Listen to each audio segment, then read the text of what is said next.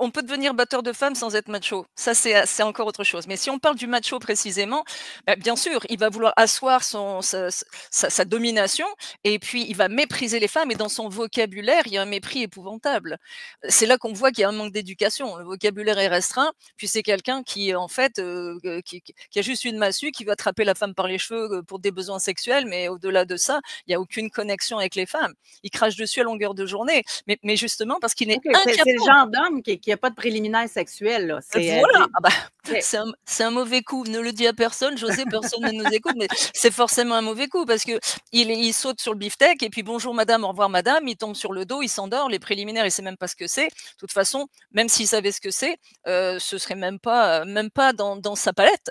Tu OK. vois? Ce serait la différence entre l'érotisme, pour rebondir sur si la libido pouvait parler, ce serait la Ouais. différence entre l'érotisme et la pornographie. C'est un pornographe, le macho. Uniquement, je ne parle pas de ceux qui vont faire appel à l'usage des films porno pour se tirer sur l'antenne télescopique parce ils sont sevrés de sexe ou pour d'autres raisons. Je ne parle pas de cela.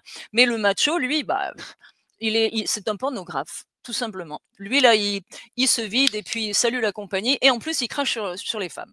Voilà. Donc, OK.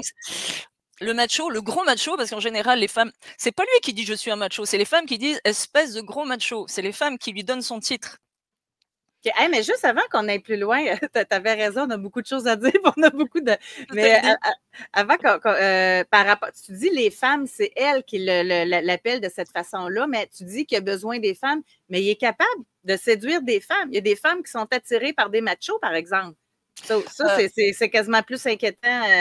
Mais c'est logique, mais là, on va vraiment déraper vers le coaching, si tu veux. C'est que les femmes qui en ont assez des hommes roses et soumis, elles vont aller de l'autre À côté. l'extrême. À l'extrême, donc elles vont tomber souvent sur des d'autres ethnies, on va dire, hein, très peu de Québécois machos, mais plutôt sur d'autres ethnies, puisque les Québécois ont été plutôt castrés par leur mère, hein, c'est culturel et social ici. On est Donc dans le même discours, Pascal, mais sans que tu oui. le saches, du Doc Mayou avec Libre et sans tabou. On est carrément dans ce Ah ben, discours-là.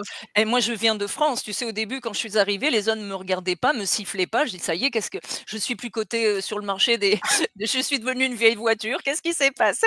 Jusqu'à ce que je réalise que les hommes étaient complètement castrés. Ils sont castrés ici, c'est évident. Moi j'aime qu'on me siffle, j'aime qu'on me fasse des compliments. Si je mets un décolleté, les Québécoises ont tendance à gifler celui qui plonge dans le décolleté, moi je gifle celui qui ne le regarde pas. Parce que parce que c'est comme ça, donc c'est vrai que les femmes